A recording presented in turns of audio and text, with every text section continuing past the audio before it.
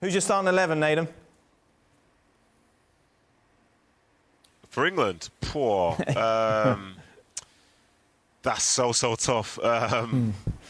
Obviously, there's certain people. I think the two centre-backs for England have done really well. I think Stones and Maguire, I think they've been very good this tournament. Obviously, the one mistake away from being called the worst pairing in the history of English football. But for now, they're doing really well. I think it's good to see Kyle Walker be back in there. But I think Kieran Trippier will probably play. I think Shaw's done well. Then you're going with Rice. You're probably looking at Bellingham. And I thought, to be fair, Henderson did well today in that spot. And Mason Mount, I don't think he's the nation's favourite when it comes to the way that he sort of has a role with England. And then it comes to that front three. Kane's probably going to start. But I do like Rashford, but Saka's done so well this season as well. And for Phil Foden, I hope he starts. I really do. But maybe it's going to be like a Saka and Rashford alongside a Kane. You just named a lot of players, Nedum. Sterling. No, I didn't. It's Saka on the right. Sterling's probably going to play, and I don't mind that at all because he's experienced it before. But it's just good to know that from a sort of English perspective as such, they actually have options and choices to make, and they have depth as well. What would you do, Nedum? You'd have Saka on the right. Push comes to shove. Gareth Southgate can go for it.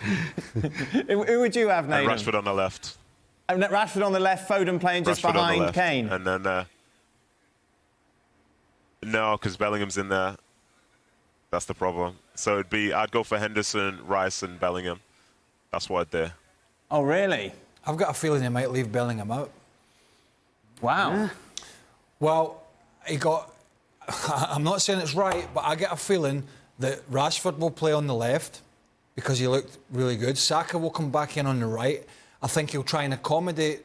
I think Mount will go. Right. I think he'll try and accommodate Raheem Sterling. Yep. Because he's over the piece. I'm not saying he's playing well, but... So where's he playing? And behind Harry Kane. Like a number 10? Potentially. And I think I might be wrong, I think he might go back, because I know Bellingham played further forward today, but the first two games he played beside Declan Rice, I think he might go back to how he was today with the two more solid, more pragmatic approach. Okay, like a double pivot. Yeah, I think he might just go that way. Double pivot. It's England, I'm interested. I mean, I'm not saying that's the way I would go, I think that's what he would do. Right. What would you do, Stephen? I wouldn't play Sterling and I wouldn't play Mount. Well, tell us what you would do. Well, I'd do... Do you think you'll play him?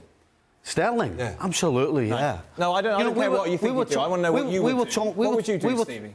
I wouldn't play Sterling at all. What would your lineup be up top? I would have the three in the middle and I would have three up front.